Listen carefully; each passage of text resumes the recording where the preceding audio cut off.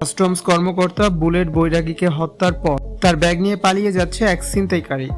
CCTV ফুটেজে এবার মিলেছে চাঞ্চল্যকর তথ্য। কুমিল্লার জাগুরঝুলি এলাকায় কাস্টমস কর্মকর্তা বুলেট বৈরাগীকে হত্যার পর ছিনতাইকৃত ব্যাগ নিয়ে পালিয়ে যাওয়ার একটি সিসিটিভি ফুটেজ সামাজিক যোগাযোগ মাধ্যমে ভাইরাল হয়েছে। ফুটেজটিতে দেখা যায় হত্যাকাণ্ডের মূল হোতা ইমরান হোসেন হৃদয় অত্যন্ত ঠান্ডা মাথায় নিহতের ব্যাগটি নিয়ে একটি নির্জন গলি দিয়ে দ্রুত পালিয়ে যাচ্ছে।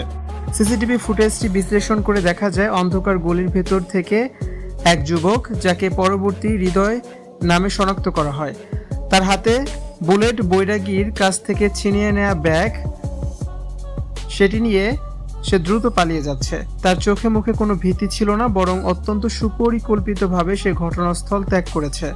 এই ব্যাগটিতেই ছিল বুলেট বৈরাগীর প্রয়োজনীয় কাগজপত্র ও ব্যক্তিগত সামগ্রী, যা ছিনতাই করতে গিয়েই তাকে প্রাণ দিতে হয়।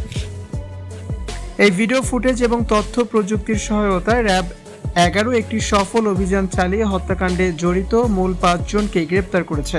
গ্রেপ্তারকৃতরা হলেন ইমরান হোসেন হৃদয়, যাকে সিসিটিভি ফুটেজে ব্যাগ নিয়ে যেতে দেখা যায়, সোহাগ, ইসমাইল হোসেন জনি, সুজন ও জুয়েল। র্যাবের প্রাথমিক জিজ্ঞাসাবাদে জানা যায়, গত 24 এপ্রিল রাতে বুলেট বৈরাগী চট্টগ্রাম থেকে প্রশিক্ষণ শেষে ঢাকা যাওয়ার পথে কুমিল্লার বিশ্ব রোড এলাকায় বাস থেকে নামেন। এ সময় ঘাতক চক্রটি সিএনজি অটোরিকশা নিয়ে সেখানে ওত পেতেছিল। তারা যাত্রী বেশে বুলেট বৈরাগীকে তাদের সিএনজিতে তোলে।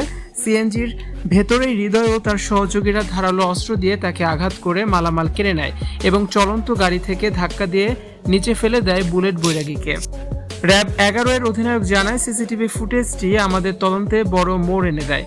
হৃদয় নামের ওই ছিনতাইকারীকে ফুটেজে ব্যাগ নিয়ে পালাতে দেখার পর আমরা স্থানীয় সোর্স ও প্রযুক্তির মাধ্যমে তাদের অবস্থান শনাক্ত করি।